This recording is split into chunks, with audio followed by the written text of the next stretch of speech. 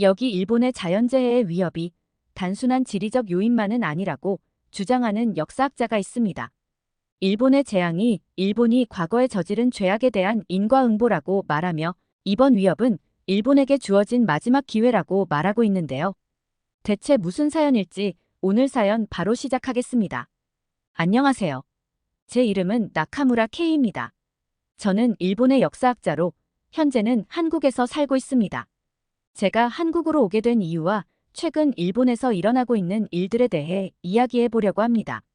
저는 도쿄대학에서 역사학을 전공하고 같은 대학원에서 박사학위를 받았습니다.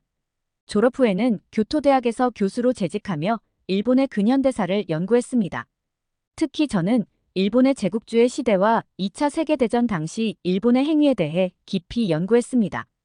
연구를 하면 할수록 저는 일본이 과거에 저지른 만행들에 대해 깊은 죄책감을 느꼈습니다.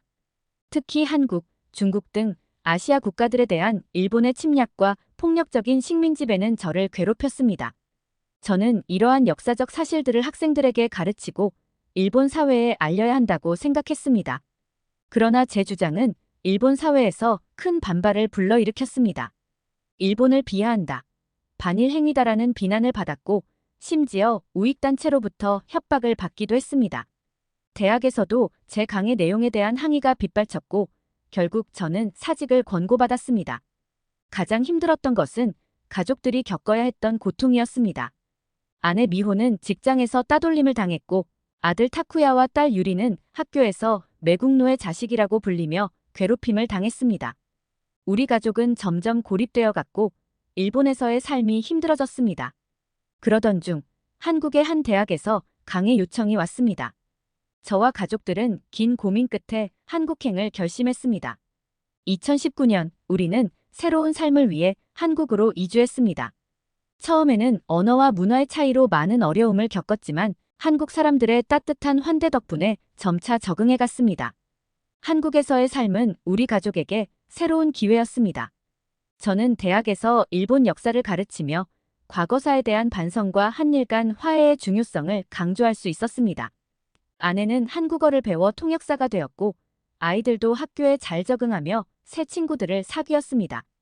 그러나 제 마음 한구석에는 늘 일본에 대한 걱정이 자리 잡고 있었습니다. 특히 최근 일본에서 일어나고 있는 지진 활동에 대해 깊은 우려를 느끼고 있습니다. 난카이 해구에서 대규모 지진이 발생할 가능성이 높아지고 있다는 소식을 들었기 때문입니다. 난카이 해구는 일본 시코쿠 남쪽 해저에 위치한 깊은 협곡입니다. 이곳은 필리핀 해판이 유라시아판 밑으로 파고 들어가는 경계에 자리한 곳으로 지진 발생 위험이 매우 높은 지역입니다. 역사적으로 이 지역에서는 100년에서 150년 주기로 대규모 지진이 발생해왔습니다. 가장 최근에 일어난 큰 지진은 1946년의 쇼와 난카이 지진이었는데 당시 1,300명 이상이 사망했습니다. 최근 일본 기상청에서는 난카이 해구 대지진에 대한 주의보를 발령했습니다. 전문가들은 향후 30년 내에 이 지역에서 대규모 지진이 발생할 확률을 70에서 80%로 예측하고 있습니다. 이러한 전망은 일본 사회에 큰 불안감을 안겨주고 있습니다. 특히 걱정되는 것은 이 지진이 발생했을 때의 피해 규모입니다. 전문가들은 진도 7의 강한 흔들림과 함께 10m가 넘는 대형 쓰나미가 일본의 태평양 연안을 덮칠 수 있다고 예측하고 있습니다. 이는 2011년 동일본 대지진 때보다도 더 큰 피해를 초래할 수 있습니다. 당시 9천여 명이 사망했던 것을 생각하면 난카이 대지진의 피해가 얼마나 클지 상상하기 어렵습니다. 이러한 상황 속에서 저는 한국의 유명한 승려였던 타너 스님의 예언을 떠올리게 되었습니다. 타너 스님은 생전에 여러 가지 예언을 남겼는데 그 중에는 일본의 미래에 대한 무서운 예언도 있었습니다. 스님은 일본 열도의 3분의 2가 바다에 잠길 것이라고 예언했습니다. 당시에는 황당한 이야기로 치부되었지만 지금의 상황을 보면 그 예언이 현실이 될 수도 있다는 생각에 불안감을 느낍니다. 타너 스님은 이러한 재앙이 일본이 과거에 저지른 죄악에 대한 인과응보라고 설명했습니다. 스님은 일본이 한국을 침략한 죄의 대가를 받게 될 것이라고 했습니다. 이는 동양 사상의 근본인 인과응보의 법칙에 따른 것이라고 합니다. 물론 이는 미신적인 이야기로 들릴 수 있습니다. 하지만 역사학자로서 저는 이를 단순한 미신으로만 치부할 수 없습니다. 왜냐하면 타너 스님의 다른 예언들이 놀라울 정도로 정확했기 때문입니다. 예를 들어 스님은 한국 전쟁의 발발을 정확히 예측했고 미국이 베트남전에서 패배할 것이라는 예언도 적중했습니다. 심지어 자신의 사망 날짜까지 정확히 예언했다고 합니다. 더욱 놀라운 것은 타너 스님이 1995년 고베 대지진까지 예언했다는 점입니다. 스님은 자신이 죽은 후 12년이 지난 후에 고베 대지진이 일어날 것이라고 했고 실제로 그의 사망 12년 후인 1995년에 고베 대지진이 발생했습니다. 사망자 수와 피해 규모까지 스님의 예언과 일치했다고 합니다. 이러한 사실들을 알게 되면서 저는 타너 스님의 일본 침몰 예언을 단순히 무시할 수 없게 되었습니다. 최근 일본에서 일어나고 있는 일련의 사건들이 마치 그 예언이 현실화되는 과정처럼 느껴지기 때문입니다. 일본은 지진뿐만 아니라 화산 폭발의 위험도 안고 있습니다. 특히 후지산의 분화 가능성이 높아지고 있다는 점이 우려됩니다. 1707년 호에이 대지진 당시 후지산이 분화했던 것처럼 난카이 대지진이 발생하면 후지산도 함께 분화할 가능성이 있습니다. 이렇게 되면 일본의 피해는 상상을 초월할 것입니다. 특히 우려되는 것은 난카이 대지진이 발생했을 때의 혼란입니다. 일본 정부의 분석에 따르면 만약 평일 낮에 대지진이 발생하면 약 420만 명이 당일 귀가가 불가능할 것으로 예상됩니다. 이는 2011년 동일본 대지진 때보다 더 심각한 상황입니다. 이러한 상황을 보면서 저는 일본의 미래에 대해 깊은 우려를 느낍니다. 일본은 지리적 특성상 자연재해의 위험에 항상 노출되어 있습니다. 하지만 이러한 자연재해의 위협이 단순한 지리적 요인만은 아니라고 생각합니다. 타너 스님의 말씀처럼 이것이 과거 일본의 행위에 대한 인과응보라면 어떻게 해야 할까요? 저는 이제라도 일본이 과거의 잘못을 진심으로 반성하고 사죄해야 한다고 생각합니다. 단순히 자연재해를 피하기 위해서가 아니라 올바른 역사인식을 가지고 주변 국가들과 화해하기 위해서입니다. 일본은 과거 대륙 진출을 위해 끊임없이 주변국을 침략했습니다. 임진왜란과 대동아 공영권 건설 시도 등이 그 예입니다. 하지만 이러한 침략 행위는 결국 일본에게 큰 상처만 남겼습니다. 일본의 침략 역사를 살펴보면 그 뿌리가 깊다는 것을 알 수 있습니다. 16세기 말 도요토미 히데요시의 조선 침략은 단순히 조선을 정복하려는 것이 아니었습니다. 그의 야망은 더 컸습니다. 조선과 명나라를 점령한 후 오키나와, 타이완, 필리핀을 거쳐 인도까지 지배하여 거대한 제국을 건설하려 했습니다. 하지만 이 야망은 조선의 저항에 부딪혀 좌절되고 말았습니다. 20세기에 들어서 일본의 팽창주의는 더욱 노골적으로 드러났습니다. 소위 대동아 공영권이라는 미명하에 일본, 조선, 만주, 중국, 몽골 5개 민족의 화합을 주장하며 침략을 정당화했습니다. 하지만 실상은 일본의 지배하에 다른 민족들을 종속시키려는 시도에 불과했습니다. 1910년 한국을 강제 병합하고 1931년 만주사변을 일으켰으며 1937년 중일전쟁을 통해 중국 본토 침략을 감행했습니다. 이러한 일본의 팽창주의는 결국 제2차 세계대전에서의 패배로 막을 내렸습니다. 그러나 전쟁이 끝난 후에도 일본은 과거의 잘못을 제대로 반성하지 않았습니다. 오히려 많은 일본 정치인들과 일부 국민들은 과거의 침략 행위를 미화하거나 정당화하려 했습니다. 이는 주변국들, 특히 한국과 중국의 분노를 샀고 동아시아 지역의 평화와 협력을 가로막는 큰 장애물이 되었습니다. 제가 일본에서 역사 교육의 개선을 주장했을 때 많은 사람들이 저를 비난했습니다. 일본의 자존심을 훼손한다. 젊은 세대에 패배의식을 심어준다는 등의 비판을 받았습니다. 하지만 저는 이러한 비판이 잘못되었다고 생각합니다. 진정한 자존심은 과거의 잘못을 인정하고 반성하는 데서 나오는 것이며 올바른 역사인식은 미래 세대가 같은 실수를 반복하지 않게 하는 힘이 됩니다. 현재 일본은 난카이 대지진이라는 거대한 위협 앞에 서 있습니다. 이 위협은 단순히 지질학적 현상만은 아닐 수 있습니다. 어쩌면 이는 일본에게 주어진 마지막 기회일지도 모릅니다. 과거의 잘못을 반성하고 주변국과 화해할 수 있는 기회 말입니다. 저는 일본이 이 기회를 놓치지 않기를 간절히 바랍니다. 진정한 반성과 사죄를 통해 주변국과의 관계를 개선하고 함께 협력하여 자연재해에 대비할 수 있기를 희망합니다. 그래야만 일본은 물리적으로뿐만 아니라 정신적으로도 안전한 나라가 될 수 있을 것입니다. 일본의 반성은 단순히 외교적 제스처가 아니라 실질적인 변화를 동반해야 합니다. 첫째, 역사 교과서 개정을 통해 과거의 침략 행위를 있는 그대로 기술해야 합니다. 둘째, 전쟁 피해자들에 대한 보상과 사죄를 더욱 적극적으로 해야 합니다. 셋째, 평화 헌법의 정신을 계승하고 군국주의 부활을 경계해야 합니다. 이러한 노력들이 쌓여갈 때 비로소 일본은 아시아 이웃 국가들과 진정한 화해와 협력의 길을 걸을 수 있을 것입니다. 그리고 이는 단순히 외교적인 문제를 넘어서 일본의 안전과 번영에도 직접적인 영향을 미칠 것입니다. 난카이 대지진의 위협은 실제합니다. 하지만 이것이 일본의 종말을 의미하는 것은 아닙니다. 오히려 이를 계기로 일본이 진정한 반성과 화해의 길로 나아갈 수 있기를 바랍니다. 그렇게 된다면 어떤 자연재해가 와도 우리는 함께 이겨낼 수 있을 것입니다. 제가 한국에서 살면서 느낀 점은 한국 사람들이 일본에 대해 복잡한 감정을 가지고 있다는 것입니다. 과거의 아픔 때문에 분노와 불신이 있지만 동시에 일본 문화에 대한 관심과 애정도 있습니다. 이는 양국이 화해할 수 있는 가능성을 보여주는 것이라고 생각합니다.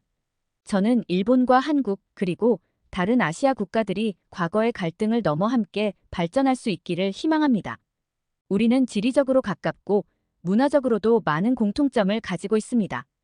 서로를 이해하고 존중한다면 우리는 더 나은 미래를 만들어갈 수 있을 것입니다. 마지막으로 저는 일본인으로서 다시 한번 깊은 사죄의 말씀을 드리고 싶습니다. 일본이 과거에 한국을 비롯한 여러 나라에 저지른 만행에 대해 진심으로 사과드립니다. 앞으로 이러한 잘못이 반복되지 않도록 그리고 모든 나라가 평화롭게 공존할 수 있도록 노력하겠습니다. 일본의 미래는 불확실합니다. 난카이 대지진의 위협, 화산 폭발의 가능성, 그리고 과거사 문제 등 많은 도전에 직면해 있습니다. 하지만 저는 희망을 잃지 않습니다. 우리가 진정으로 반성하고 변화한다면 이 모든 어려움을 극복할 수 있을 것입니다. 그리고 그 과정에서 일본은 더 나은 나라, 더 존경받는 나라가 될 수 있을 것입니다. 우리 모두가 평화와 화해를 위해 노력한다면 스님의 예언은 단순한 경고로 끝날 수 있을 것입니다. 일본의 침몰이 아닌 일본의 새로운 탄생을 맞이할 수 있기를 간절히 바랍니다. 그리고 그날이 올 때까지 저는 계속해서 진실을 알리고 화해를 위해 노력할 것입니다. 이것이 제가 역사학자로서 그리고 한 인간으로서 할 수 있는 최선의 길이라고 믿습니다. 안녕하세요. 저는 스위스 취리히 연방공과대학교에 다니고 있는 리사입니다. 제가 다니는 취리히 연방공과대학교는 세계적으로 유명한 공과대학으로 아인슈타인이 수학했던 곳이기도 해요. 저는 이곳에서 공부할 수 있다는 사실에 늘 자부심을 느끼고 있었어요. 아인슈타인의 발자취를 따라 걸으며 그의 혁신적인 사고방식을 이어받고자 하는 열정으로 가득 차 있었죠. 우리 학교에는 여러 나라에서 온 학생들이 공부하고 있는데 미국 유럽 국가들뿐 아니라 아시아 국가에서 온 친구들도 많아요. 아시아 국가에서는 한국이나 중국, 일본, 인도에서 온 친구들도 여러 명 있어요. 이 다양성은 우리 학교의 큰 자랑거리 중 하나예요. 각국에서 온 학생들과 교류하며 저는 세계를 더 넓은 시각으로 바라보게 되었죠. 처음에 저는 한국이라는 나라에 대해 특별한 감정이 없었어요. 그냥 한국에 대해 잘 모르고 크게 관심이 없었던 것 같아요. 그저 아시아의 어느 나라 정도로만 생각했죠. 삼성이나 현대 같은 큰 기업들의 이름은 알고 있었지만 그 나라의 문화나 사람들에 대해서는 거의 아는 것이 없었습니다. 사실 아시아 국가들에 대해 저는 모호하고 일반화된 이미지만 가지고 있었어요. 한국 하면 떠오르는 것이라고는 김치와 태권도 정도였죠. 그마저도 깊이 있는 이해라기보다는 표면적인 지식에 불과했어요. 하지만 사연을 쓰고 있는 지금은 그때에 무관심했던 제가 아닙니다. 제 인생은 180도 바뀌었고 그 변화의 중심에는 한국이라는 나라가 있었어요. 모든 것은 작년 가을학기 국제경영학 수업에서 시작되었습니다. 그날 교실에 들어서자마자 저는 낯선 얼굴을 발견했어요. 동양인 학생이었는데 그녀의 옷차림과 분위기가 왠지 모르게 다른 아시아 학생들과는 달라 보였습니다. 그녀의 이름은 지수였고 한국에서 온 교환학생이었어요. 지수는 세련된 패션 감각과 자신감 넘치는 태도로 제 시선을 사로잡았어요. 그녀의 눈빛에서는 강한 의지와 지성이 느껴졌죠. 수업이 진행될수록 저는 점점 더 놀라움을 금치 못했습니다. 지수는 복잡한 경영 이론을 마치 자신의 모국어로 설명하듯 능숙하게 다뤘고 교수님의 까다로운 질문에도 명쾌하게 대답했어요. 그녀의 발표를 들으며 저는 무의식 중에 고개를 끄덕이고 있는 나 자신을 발견했습니다. 지수의 논리적인 사고와 명확한 표현력은 정말 인상적이었어요. 그녀는 단순히 이론을 암기한 것이 아니라 그것을 자신의 것으로 완전히 소화하고 있었죠. 이는 시작에 불과했습니다. 다음 주 경제학 수업에서 저는 또 다른 한국 학생을 만났어요. 이름은 김지혜였는데 그녀는 복잡한 경제 모델을 마치 물 흐르듯 설명해냈습니다. 교수님도 감탄을 금치 못하셨고 수업이 끝난 후에도 많은 학생들이 지혜에게 질문을 하러 갔어요. 지혜의 설명은 마치 경제 현상을 직접 눈앞에서 보는 것 같은 생생함이 있었어요. 그녀의 예리한 통찰력과 분석 능력은 저를 포함한 많은 학생들에게 큰 영감을 주었죠. 저는 한국 학생들에 대한 호기심으로 가득 찼습니다. 그들의 학업에 대한 열정, 동아리 활동에서의 리더십, 그리고 사교 모임에서의 활발함까지 모든 면에서 그들은 저에게 새로운 기준을 제시하는 것 같았어요. 한국 학생들은 학업과 사회생활의 균형을 완벽하게 유지하는 것처럼 보였어요. 그들은 공부만 잘하는 것이 아니라 다양한 재능을 가지고 있었죠. 음악, 미술, 스포츠 등 여러 분야에서 뛰어난 실력을 보여주었어요. 한 달쯤 지났을 때 저는 우연히 도서관에서 밤늦게까지 공부하고 있는 지수를 발견했습니다. 그녀의 열정적인 모습에 저는 깊은 인상을 받았어요. 한국의 교육열과 학생들의 노력이 얼마나 대단한지 조금씩 이해하기 시작했죠. 동시에 제 자신을 돌아보게 되었습니다. 저도 모르게 더 열심히 공부하고 싶은 욕심이 생겼어요. 주변의 많은 친구들이 한국 친구들을 칭찬했지만 그렇지 않은 친구도 있었어요. 제 주변에 아시아에서 온 친구는 딱 한 명이었는데 일본인 친구 사쿠라예요. 예전에는 중국에서 온 친구들과도 잠시 교류했는데 중국에서 온 친구들은 자기 주장이 너무 강하고 타인의 의견을 존중하려 하지 않는 모습을 보면서 저와는 맞지 않아 교류하지 않게 되었어요. 그와 달리 일본인 친구 사쿠와는 배려심이 많고 다른 사람의 의견을 잘 들어주었고 저뿐 아니라 많은 친구들이 사쿠라를 좋아했습니다. 하지만 사쿠라가 한국 학생들에 대해 불평하기 시작했습니다. 그녀는 한국에 대해 부정적인 견해를 가지고 있었어요. 한국이란 나라가 어떤 곳인지 알아? 그냥 일본을 따라하기만 하는 나라야. 자기들만의 독특한 문화도 없고 그저 시험 점수나 높이는데 미친 사회라고. 사쿠라의 말은 저를 당황하게 했어요. 그녀의 말에는 깊은 편견과 오해가 담겨 있었죠. 사쿠라의 말은 계속되었습니다. 게다가 한국은 민주주의도 제대로 안 되어 있어. 큰 기업들이 나라를 좌지우지하고 부정부패도 심하대. 그리고 북한이랑 휴전 중이잖아. 언제 전쟁이 다시 시작될지 모르는 위험한 나라야. 이 말을 들으며 저는 사쿠라가 한국에 대해 얼마나 제한적이고 편향된 정보만을 가지고 있는지 깨달았어요. 동시에 저 역시 한국에 대해 얼마나 무지했는지를 반성하게 되었습니다. 저는 사쿠라의 말을 듣고 있으면서 마음이 불편해졌어요. 그녀의 말 중 일부는 제가 들어본 적도 없는 내용이었고 나머지는 지나치게 과장되어 보였거든요. 하지만 동시에 한국에 대해 더 알고 싶다는 호기심도 불러일으켰습니다. 사쿠라의 편견 어린 발언은 오히려 제가 한국에 대해 더 깊이 알아보고 싶게 만들었어요. 저는 이 의문을 해결하기 위해 직접 한국 친구들에게 물어보기로 했어요. 그들의 대답은 제가 예상했던 것과는 달랐습니다. 그들은 자신들의 나라에 대해 비판적이면서도 자부심을 가지고 있었고 문제를 인정하면서도 그것을 개선하려는 의지가 강했어요. 한국 친구들은 자국의 역사와 문화에 대해 깊은 이해를 가지고 있었고 그것을 객관적으로 바라볼 수 있는 능력도 갖추고 있었죠. 이런 모습은 저에게 큰 감명을 주었어요. 이 대화 이후로 저는 한국에 대해 더 깊이 알아가고 싶어졌습니다.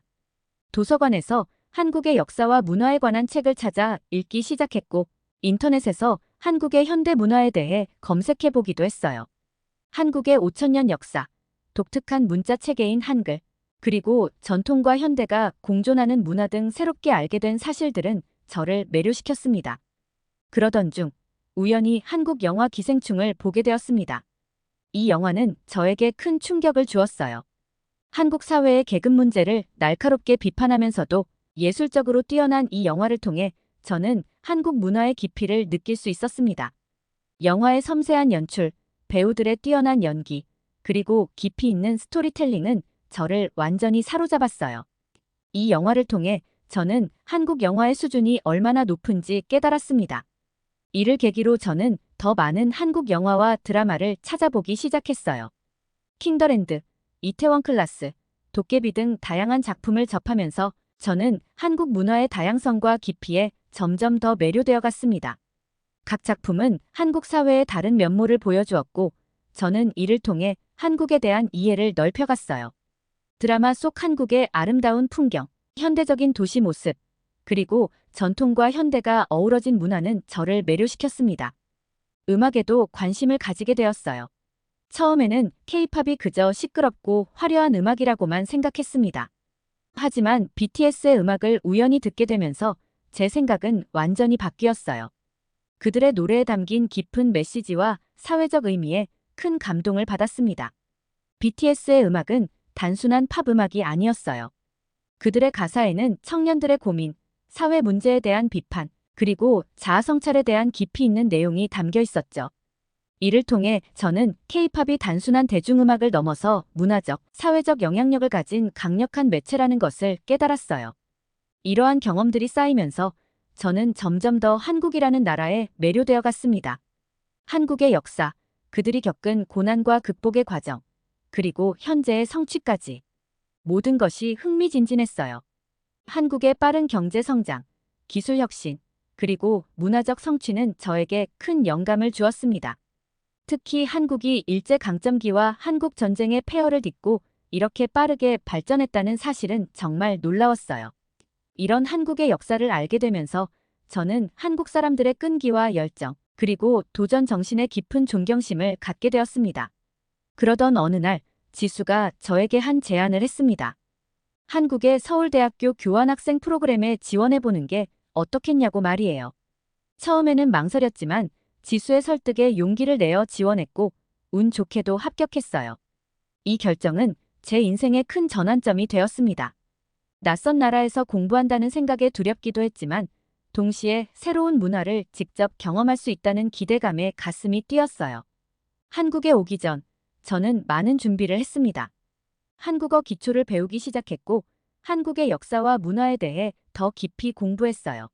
한글을 배우면서 그 과학적이고 창의적인 문자 체계에 감탄했고 한국의 역사를 공부하면서 그들의 굴곡진 과거와 눈부신 발전에 감동받았습니다. 이 과정에서 저는 한국에 대한 이해를 더욱 넓힐 수 있었고 한국 방문에 대한 기대감은 더욱 커졌어요. 인천국제공항에 도착했을 때의 그 설렘과 긴장감을 저는 평생 잊지 못할 거예요. 낯선 한글 간판들, 공항 곳곳에서 들리는 한국어, 그리고 분주하게 오가는 사람들. 모든 것이 새롭고 신기했습니다. 공항의 첨단 시설과 효율적인 시스템에 놀랐고 친절한 직원들의 응대에 감동받았어요. 이것이 제가 막 도착한 나라의 첫 인상이라니 정말 기대가 되었습니다. 서울대학교 기숙사에 도착해서 짐을 풀 때 제 룸메이트인 한국 학생 수연이가 저를 반갑게 맞아주었어요. 수연이는 제가 한국 생활에 적응하는데 큰 도움을 주었습니다. 그녀는 저에게 학교 주변 맛집들을 소개해주고 한국어를 가르쳐 주었어요. 덕분에 저는 빠르게 한국 생활에 적응할 수 있었습니다. 수연이의 따뜻한 환대는 낯선 환경에서 느끼는 불안감을 크게 줄여주었고 저는 곧 한국 생활에 푹 빠져들 수 있었어요. 한국에서의 생활은 제 예상을 훨씬 뛰어넘었어요. 먼저 대학 시설의 현대화에 놀랐습니다. 최첨단 장비를 갖춘 실험실, 24시간 개방되는 도서관, 깨끗하고 편리한 기숙사. 모든 것이 완벽했어요. 심지어 캠퍼스 전체에 고속 와이파이가 구축되어 있어 어디서든 인터넷에 접속할 수 있었죠. 이런 최첨단 시설들은 학생들의 학습과 연구를 최대한 지원하기 위한 것처럼 보였고, 저는 이런 환경에서 공부할 수 있다는 사실에 감사했습니다. 또한 한국의 대중교통 시스템에 감탄했습니다. 지하철과 버스가 정확한 시간에 운행되고 어플을 통해 실시간으로 도착 정보를 확인할 수 있었어요. 이는 스위스의 대중교통 시스템과 비교해도 전혀 뒤지지 않았습니다. 특히 지하철역의 청결함과 안전성, 그리고 편의시설의 충실함은 정말 인상적이었어요. 이런 효율적인 대중교통 덕분에 서울 곳곳을 쉽게 탐험할 수 있었죠. 한국의 음식 문화도 저를 매료시켰어요. 김치찌개, 삼겹살, 불고기, 비빔밥. 모든 음식이 새롭고 맛있었습니다.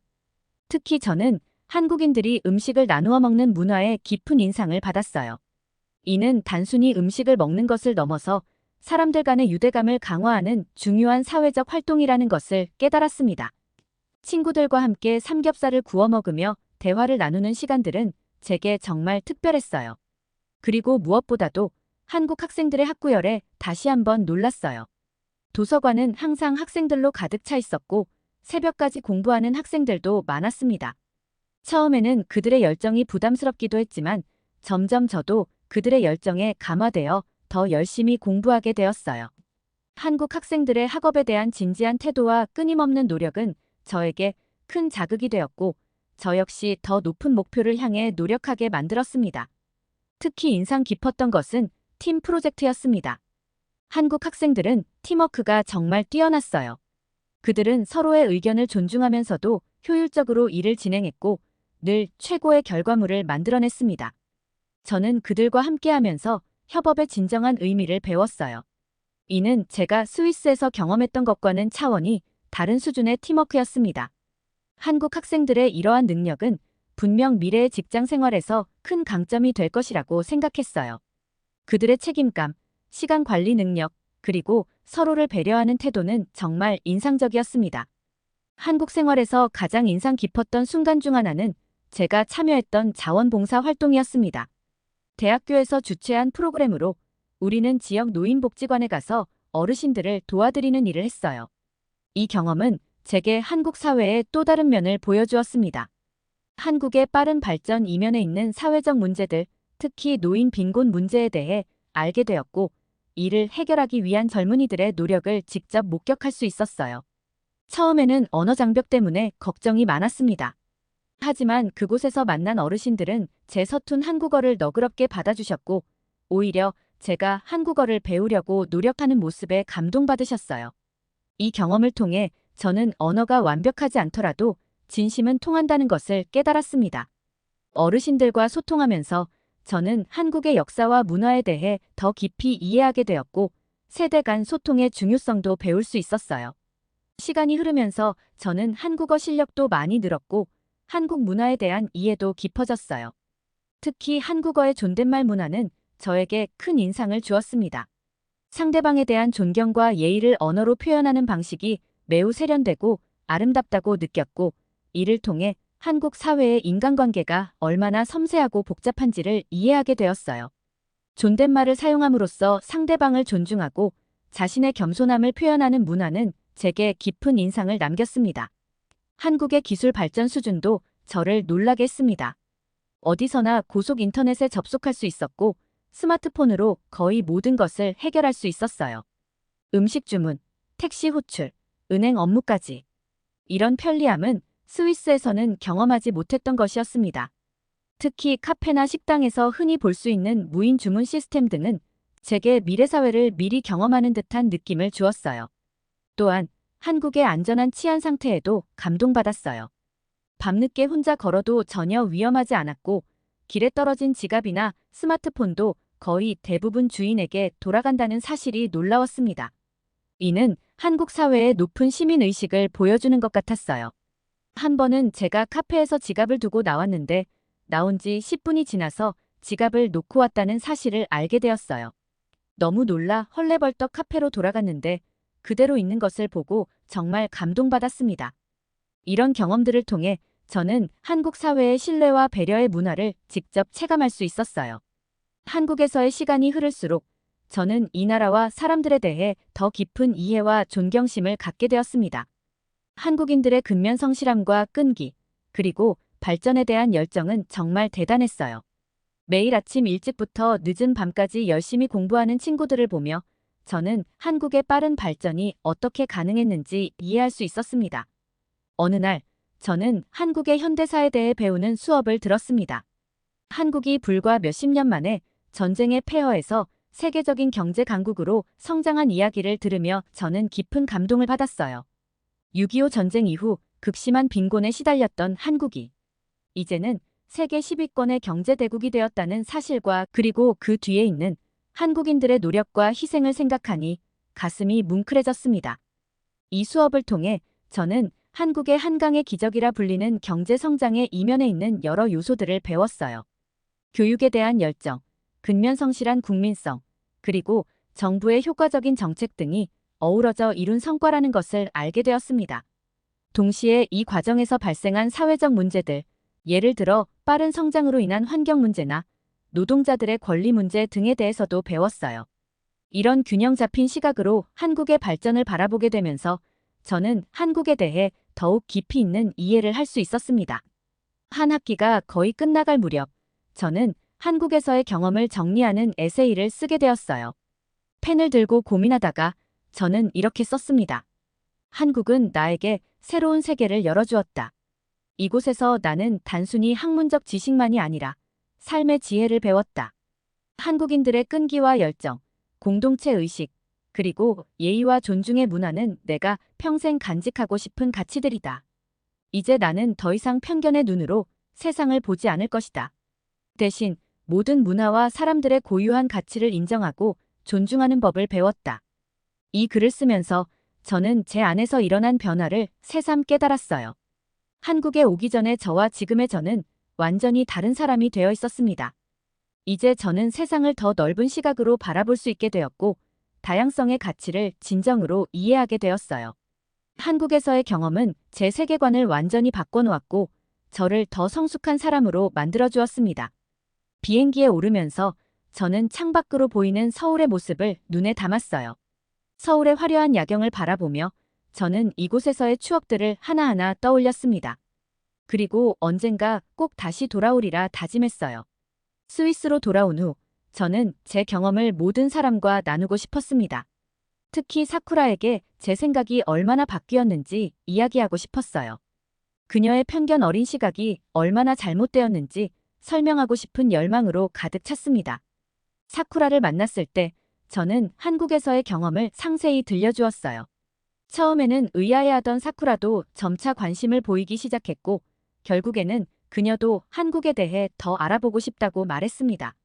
한국을 다녀온 뒤 제 마음속에는 항상 한국에 대한 그리움이 자리 잡고 있었습니다. 서울의 활기찬 거리, 한강공원에서 보낸 평화로운 시간, 치열하게 공부하던 도서관에서의 밤, 그리고 친구들과 나누었던 따뜻한 대화들.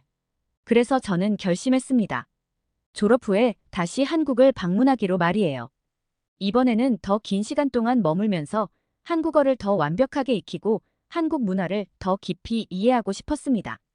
어쩌면 한국에서 일자리를 찾아볼 수도 있을 것 같아요.